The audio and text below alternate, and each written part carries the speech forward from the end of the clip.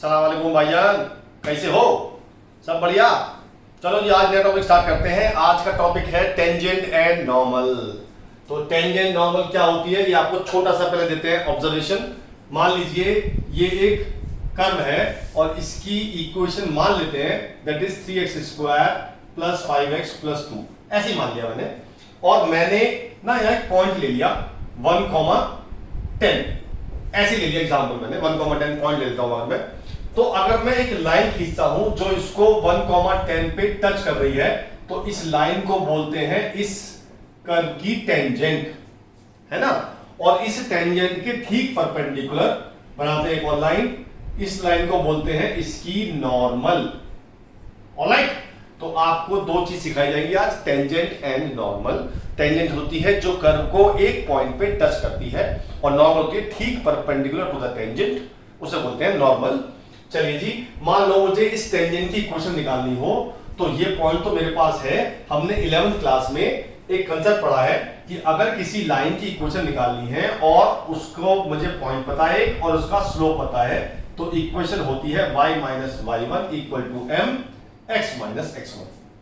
ठीक है, राइट। एक बात और पढ़ी हमने, साथ साथ बता देता हूं, नोट कर लेना इसे, कि अगर दो लाइन आपस में परपेंडिकुलर हैं और एक का स्लोप है m1 और एक का स्लोप है m2, तो m1 into m2 is equal to -1 होता है। ठीक है, अब स्लोप क्या होता है वो मैं आपको नहीं बताऊंगा, क्योंकि वो बात है 11th की, अगर वो बताने बैठ गया तो बहुत सारा टाइम बीत जाएगा। ठीक है, तो ये क्वेश्चन तब जब स्लोप और एक पॉइंट पता हो। अगर आपको स्लोप पता करना है क्या होता है, तो मैं आपको मेरी एक प्लेलिस्ट है 11th क्लास की स्ट्रेट लाइन की, आप वहां जाकर देख सकते हैं। और जब दो लाइन आपस में परपेंडिकुलर हो तो स्लोप का मल्टीप्लाई होता है -1। ये कंसेप्ट काम आएगा। अब बात करते हैं कि मैं अगर इस लाइन की इक्वेशन निकालूं, तो मेरे पास पॉइंट तो है 10 y1 m x माइनस 1, ये मैं इक्वेशन निकाल सकता हूं, बट मेरे पास स्लोप नहीं है इसका, है ना। तो स्लोप हम कैसे निकालते हैं? By using differentiation.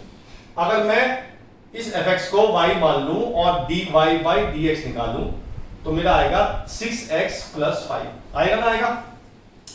अभी तो ये सिंपल डिफरेंशिएशन है, बट अगर मैं इस डिफरेंशिएशन में कर्व के ऊपर कोई भी पॉइंट है, अगर वो पॉइंट इस dy by dx में पुट करता हूं x और y की वैल्यू, तो एक वैल्यू आती है, और वो जो वैल्यू होती है that is called slope of tangent at that point. Clearly mention करते हैं इसमें, आप समझाते हैं आपको फिगर से। अगर मैं इस कर्व पे 3 पॉइंट लेता हूं, एक ले लिया मैंने -1, 2, एक ले लिया सपोज करो मैंने 3, 7, मान लो ऐसे मैंने लेट कर लिए। तो अगर मैं dy by dx में x को 1, y को 10 पुट करता हूं, y तो इसमें है ही नहीं, तो फिलहाल मुझे x को 1 पुट करता हूं, तो मेरी वैल्यू आई 11। तो ये जो 11 आया, ये इस लाइन का स्लोप आया। ठीक है, अगर मैं इसी dy by dx में x की ये वाली वैल्यू पुट करता हूं -1, तो मेरी वैल्यू आई -1, और ये क्या आया? ये आया इस पॉइंट पे जो टेंजेंट बनेगी उसका स्लोप आ गया। अब अगर मैं सपोज करो x को रखता हूं 3 इसी इक्वेशन में, तो मेरा आ गया 18 प्लस 5 23। तो 23 क्या आया? ये आया इस कर्व पे जो टेंजेंट है उस लाइन का स्लोप आ गया ये। तो बेसिकली बात ये हुई कि अगर आप किसी भी पॉइंट को पुट करेंगे किसी कर्व पे जो कर्व के ऊपर है, और वो हम dy by dx से पुट करेंगे, उससे हमारी उस पॉइंट पे टेंजेंट का स्लोप आ जाएगा। ठीक है, चलिए जी। तो इसका मतलब ये हुआ कि मेरे पास जब मैंने 1 पुट किया था तो मेरा आया 11, और मुझे इक्वेशन पता है मुझे 11th वाली, तो मैं अगर m की जगह 11 पुट कर दूं, that is my equation of line, यानी कि equation of tangent of this tangent. ठीक है, तो ये है इक्वेशन ऑफ टेंजेंट। अब अगर मुझे इक्वेशन ऑफ नॉर्मल भी निकालनी हो, तो मैं फॉर्मूला तो यही लगाऊंगा, कौन सा वाला? y minus y1 equal to m x minus x1। अब पॉइंट तो यही होंगे 1 और 10, but slope will be changed. अगर इस लाइन का स्लोप 11 है, तो मुझे अगर इस लाइन का स्लोप निकालना हो, तो मैंने बताया आपको अभी जब दो लाइन आपस में परपेंडिकुलर होती हैं, तो उनका स्लोप का मल्टीप्लाई होता है -1, तो उससे मेरी नॉर्मल का स्लोप आ जाएगा -1/11। मैं यहां पुट करता हूं पॉइंट भी और स्लोप भी, इसको सॉल्व करूंगा तो मेरी नॉर्मल की इक्वेशन आ जाएगी। ये बात क्लियर हो गई बिल्कुल कि मुझे टेंजेंट की और नॉर्मल की इक्वेशन निकालनी है अगर मेरे पास कर्व के ऊपर कोई भी पॉइंट हो तब। तो हमें ये करना है, पहले dy बाई dx निकालना है, फिर वो पॉइंट पुट करना है, तो स्लोप आ जाएगा टेंजेंट का, देन टेंजेंट की इक्वेशन, और अगर नॉर्मल की पूछ रहे तो नॉर्मल का स्लोप पहले, फिर उसी इक्वेशन से नॉर्मल की इक्वेशन भी आ जाएगी। ठीक है, ये काम तब होगा जब आपको ये पॉइंट गिवन होगा। अब मान लो हमें ये पॉइंट गिवन नहीं है, हो सकता है ना ऐसा, तो वो पॉइंट निकालने के लिए आपको कंडीशन देगा कि जी इस कंडीशन से ये पॉइंट निकालो, है ना। जैसे एग्जांपल लेते हैं, वो कहता है एक कर्व है, ये कर्व लेते हैं 3x square plus 5x plus 2, चलो ये लेते हैं, और वो कहता है इस एक पॉइंट है, उस पॉइंट पे जो टेंजेंट है that is parallel to x axis. तो ये बनाते हैं, अगर मैंने सपोज करो ये बनाई y एक्सिस या x एक्सिस और ये कर्व बनाया, तो मुझे ऐसा पॉइंट निकालना है जहां पे जो टेंजेंट है वो इस लाइन के पैरेलल है, यानी कि वो लाइन ऐसे है। ठीक है, तो मुझे ये वाला पॉइंट पहले निकालना पड़ेगा, इसको मैंने h की मान लिया।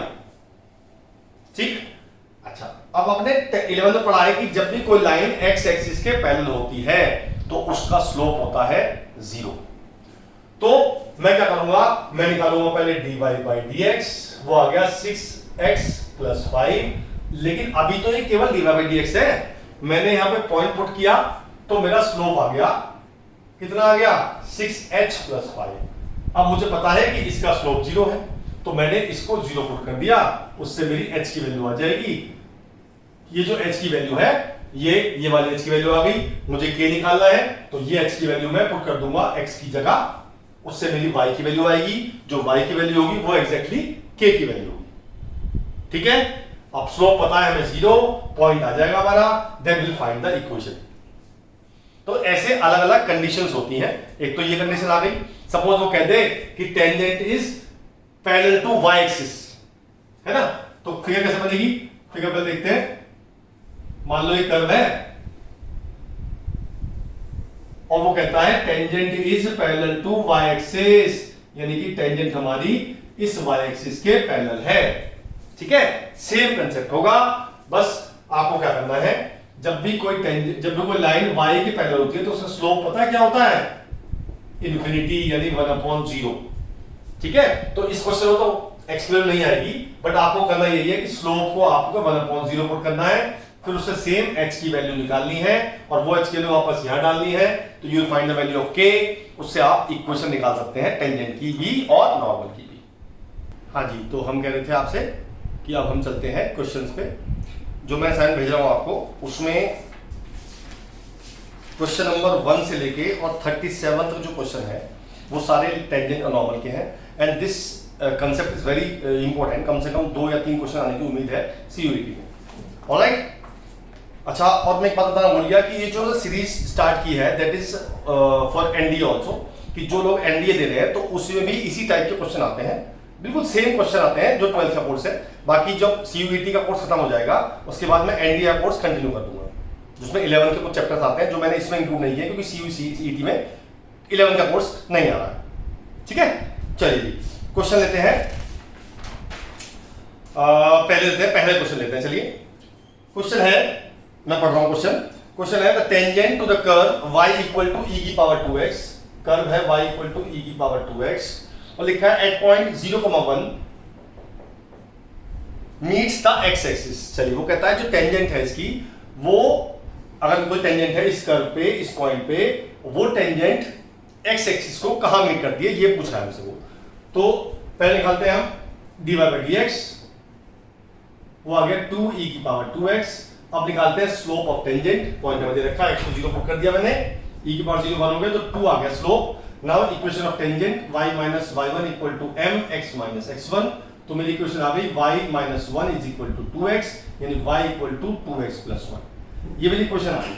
अब वो कहता है ये इक्वेशन x एक्सिस को कहां मीट करती है, तो मुझे पता है कि x एक्सिस पे क्या 0 होता है, यस y। तो मैंने इस इक्वेशन में y को 0 पुट कर दिया, जब मैंने y को 0 पुट किया तो मेरी x की वैल्यू आ गई -k1/2, तो मेरा पॉइंट आ गया -1/2, 0 एंड ये मेरा आंसर है। ठीक है, चलिए आगे चलते हैं। क्वेश्चन नंबर लेते हैं यस, क्वेश्चन नंबर 2 अच्छा क्वेश्चन है, बहुत बढ़िया क्वेश्चन है। लिखा है angle between the curve this eight point 1, 1। अब बात करते हैं एंगल बिटवीन टू कर्व्स की।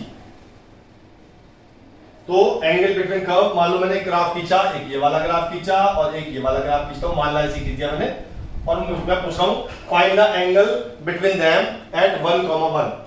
ठीक है, तो जब मैंने ग्राफ खींचा तो एक तो ग्राफ ये हो गया, एक ग्राफ ये हो गया, ये यहां काट रहे हैं सपोज 1, 1 पे, तो मुझे ये वाला एंगल निकालना है। अब ये एंगल हम कैसे निकालते हैं, मैं एक क्वेश्चन लिख लेता हूं। एक तो है y² = x, एक है x = y²। अच्छा जी, अब हम दो कर्व के बीच में एंगल कैसे निकालेंगे? हम क्या करेंगे, इस पॉइंट पे इसकी भी टेंजेंट निकालेंगे और इसी पॉइंट पे इसकी भी टेंजेंट निकालेंगे। जो इन टेंजेंट के बीच में एंगल होगा वही उन कर्व के बीच में एंगल होगा। ठीक, चलिए पहले निकालते हैं इसका dy/dx, तो आ गया 2y × dy/dx = 1, तो dy/dx आ गया 1/2y।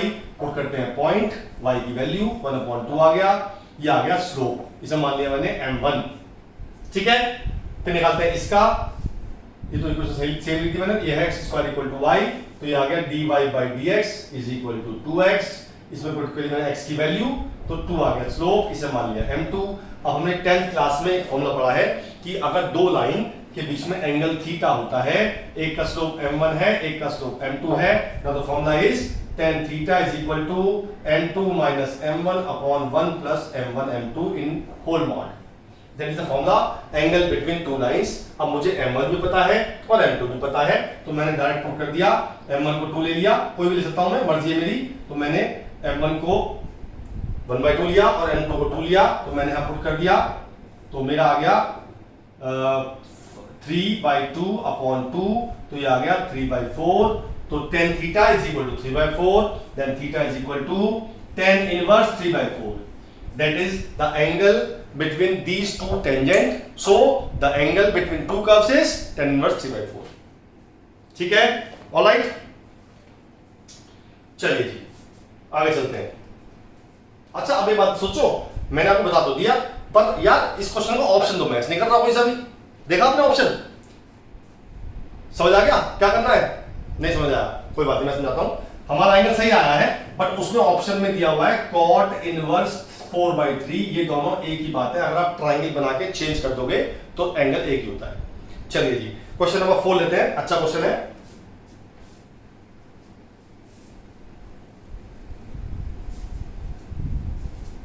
ये बहुत इंपॉर्टेंट टॉपिक है, इसलिए इसको टॉपिक को ध्यान से करिएगा।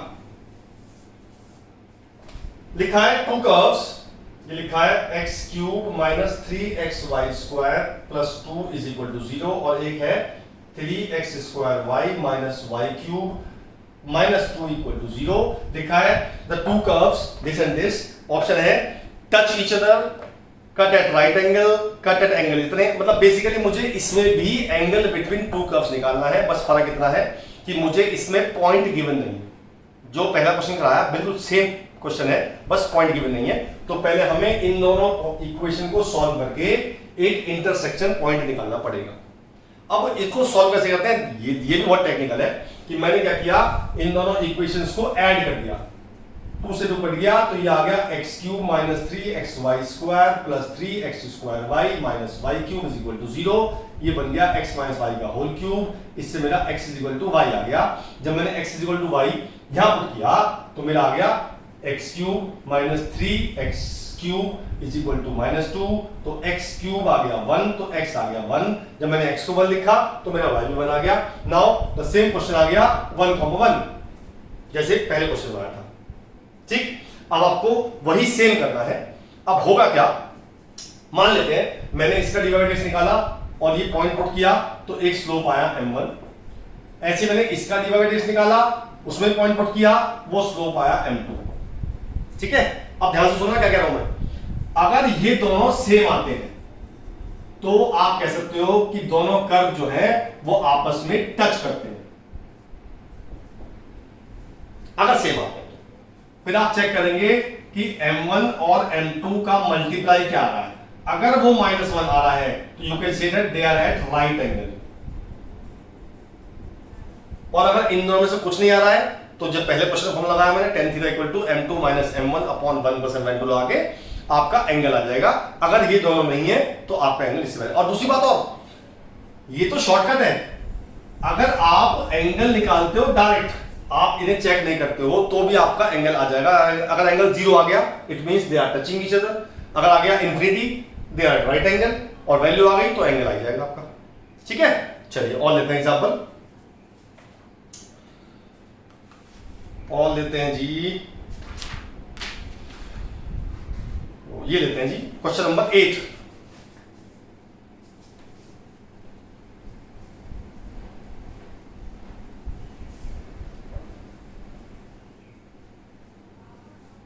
क्वेश्चन नंबर 8 है द कर्व है y इक्वल टू एक्स की पावर 1/5 और पॉइंट है 0 0, और वो पूछ रहा है tangent parallel to y axis है, पैरेलल टू x एक्सिस है, ऑब्लिक टेंजेंट है और नो टेंजेंट है।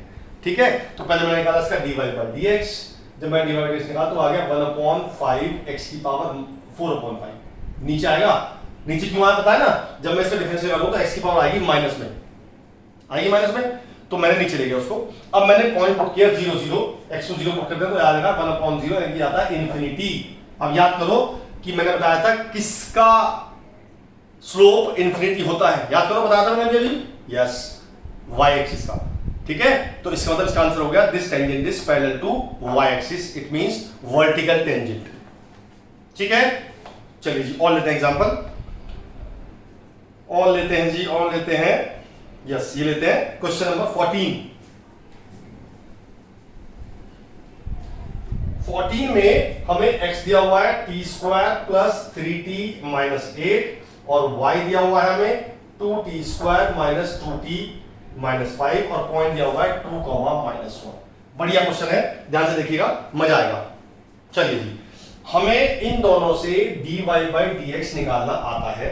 मैं फिर बताता हूं आपको, पहले निकालेंगे हम dx अपॉन dt, वो आ जाएगा 2t प्लस 3, फिर निकालेंगे dy by dt, वो आ जाएगा 4t माइनस 2, फिर निकालेंगे dy by dx, तो हम dy by dt को डिवाइड कर देंगे dx by dt से, it becomes dy by dx।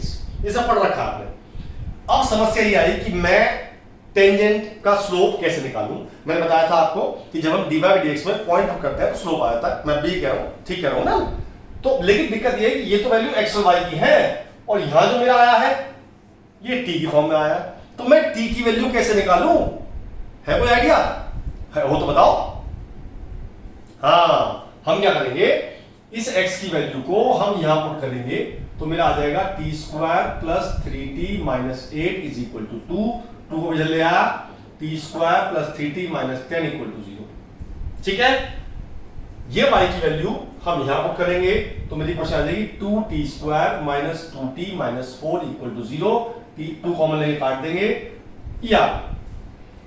ठीक है, जब मैं इसके मिडिल टर्म स्प्लिट करूंगा तो मेरा आएगा t plus 5 t minus 2 equal to 0, तो t की वैल्यू आएगी -5 और 2, और जब मैं इसको पुट करूंगा तो मेरा आएगा t माइनस 2 और t प्लस 1 इक्वल टू 0, तो t की वैल्यू 2 आएगी और -1 आएगी। तो मैंने देखा कि एक t की वैल्यू दोनों में कॉमन आ रही है 2, इट मींस इन दोनों पॉइंट्स के लिए t की वैल्यू 2 सेटिस्फाई कर रही है, तो मैं यहां पे t को 2 पुट कर दूंगा, that will be my answer.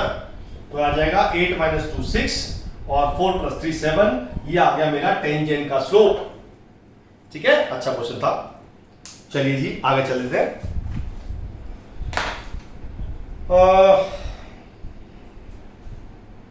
अच्छा, इसमें बीच में मैक्सिमम मिनिमम के क्वेश्चन आ रहे हैं, 2-4 है, कोई बात नहीं। जैसे क्वेश्चन नंबर 18 है वो मैक्सिमम मिनिमम का, वो भी मत करना। 19 अभी मत करना, 20 अभी नहीं, 21 भी नहीं। हाँ, ये जैसे आया क्वेश्चन नंबर 22, ये है टेंजेंट नॉर्मल का।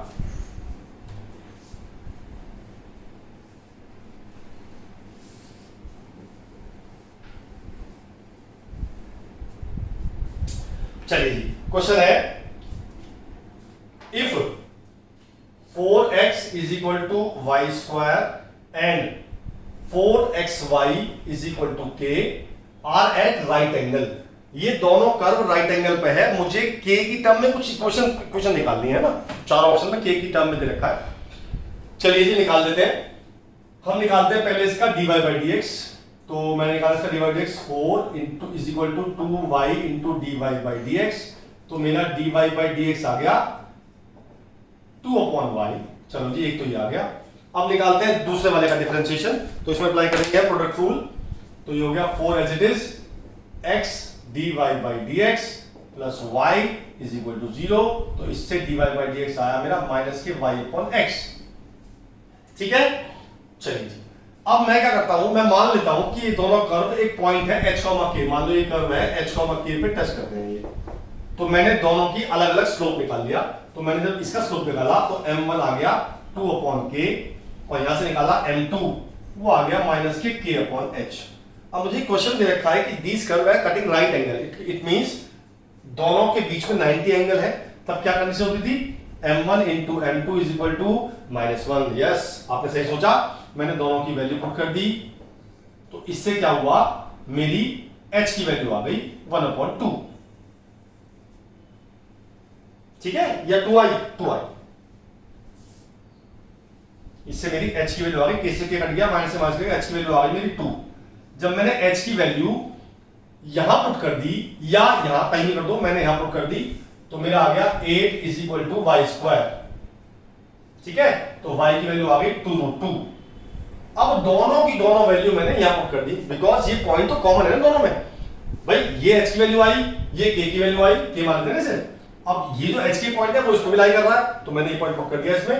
4 इंटू h की वैल्यू 2, y की value 2√2 is equal to k। अब ना ये आ गया 8 to the 16√2 is equal to k, squaring कर दी, k स्क्वायर आ गया 16 का स्क्वायर 256 इंटू 2 512। अब देखो क्या ऑप्शन ऐसा है मेरे पास, देखते हैं ऑप्शन है क्या मेरे पास। कौन सा क्वेश्चन था, हाँ जी बिल्कुल ऑप्शन है, ऑप्शन बी। तो option B is correct because मेरा k की वैल्यू आ गई। ठीक है, अब आप कुछ क्वेश्चन कराए मैंने आपको, कुछ क्वेश्चन आप अपने आप करिए। जब तक आप नहीं करेंगे तब तक समझ नहीं आएगा आपको। मैं तो आपको चाहे सारे कराऊं तब भी आपको समझ नहीं आएंगे। आपको हाँ ये तो आ जाएगा, हाँ भी ये क्वेश्चन ऐसे हुआ, बट जब तक आपका पेन नहीं चलेगा तब तक काम नहीं चलने वाला भी। ठीक है, तो जितना मैंने कराया है वो करिए, फिर बाकी सारे करिए, फिर इसकी प्रॉब्लम मुझे भेजिए, कौन कौन सी प्रॉब्लम नहीं है, मैं दोबारा कराऊंगा। ठीक है, फिर मिलता हूं किसी और टॉपिक के साथ, तब तक के लिए बाय बाय।